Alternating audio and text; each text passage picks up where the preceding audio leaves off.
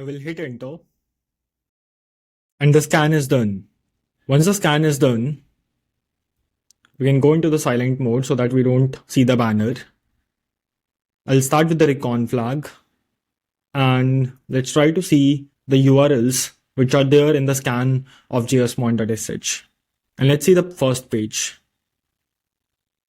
So we can see these are the URLs which are present in the source code.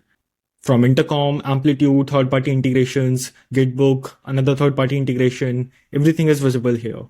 And then we can change this to emails. It will show us all the emails.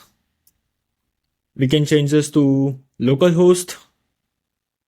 It will show us the localhost URLs present in the source code. And it have done the scanning already in the background. We're just seeing the data from the reconnaissance modules. We can similarly show the social media URLs which are there. And these are all the social media URLs. If we want to see just the domains, we can go to the domains and it will show us all the domains. But now, how did that command work? And what is this key and workspace ID that is present here? And what is the Jsmon CLI module? So if we'll go here, there are so many flags which are present here. And let's deep dive into the video and see how someone can install this binary using Golang. This is the GitHub repository where the source code is present. So you can go to this repository. And these are the installation commands. You just need to put in go install github.com/jsmonhq/jsmon-cli@latest. Once you are done with the installation, you can just directly type in jsmon-cli-help to see all the flags which are there and the options which are there. It have a -d flag that we just use to scan a domain. You can also use the -u flag to just scan a URL. It supports all the URLs. You can put in any kind of URL that's there. You can also put in a list of a file which is having so many URLs in it, a .txt file. So you can do -f a urls.txt and that you can supply via -f flag. But this is about the installation part.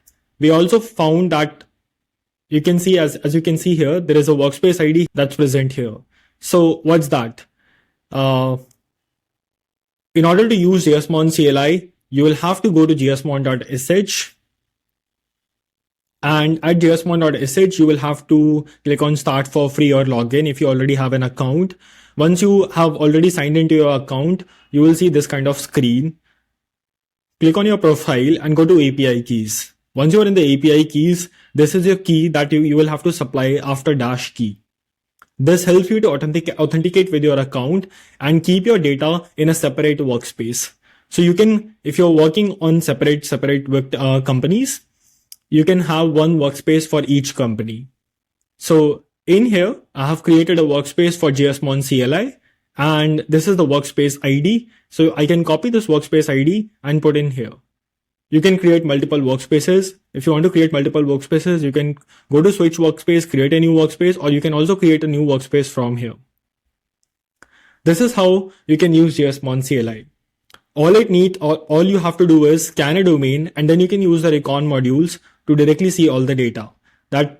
From here, you can see the URLs, domains, emails.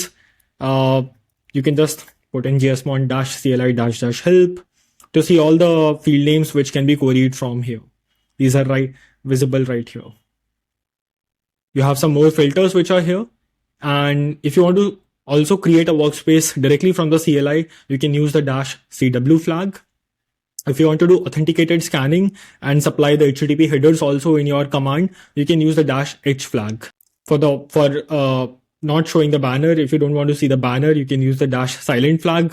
If you want to see all the scanned URLs, you can use the -URLs flag. So if we'll go here, and if I'll not use the recon module, but I just want to see which are the URLs which Jsmon extracted and scanned to get all this reconnaissance data, I can use the -URLs module.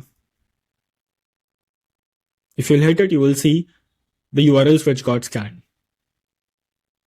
So it will automatically scrape all the URLs, including your TXT files, JS files, HTML files, even your XML files, all the URLs which it is getting in the background, and it will start scanning them for all these reconnaissance modules. So that's how you can use the Jsmon CLI. Install it, start using it, do the reconnaissance.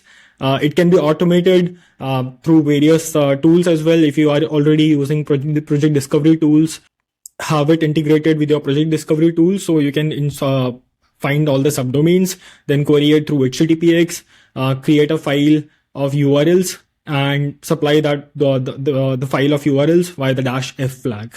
Or if you have all the domains, then you can do the subfinder scan, do the HTTPX scan, and supply all those live URLs by Xargs or by parallel through Jsmon CLI. So that's how those are all the ways through which you can use Jsmon CLI. I'll create some more videos on it, on what are the different ways and workflows through which you can use the Jsmon CLI.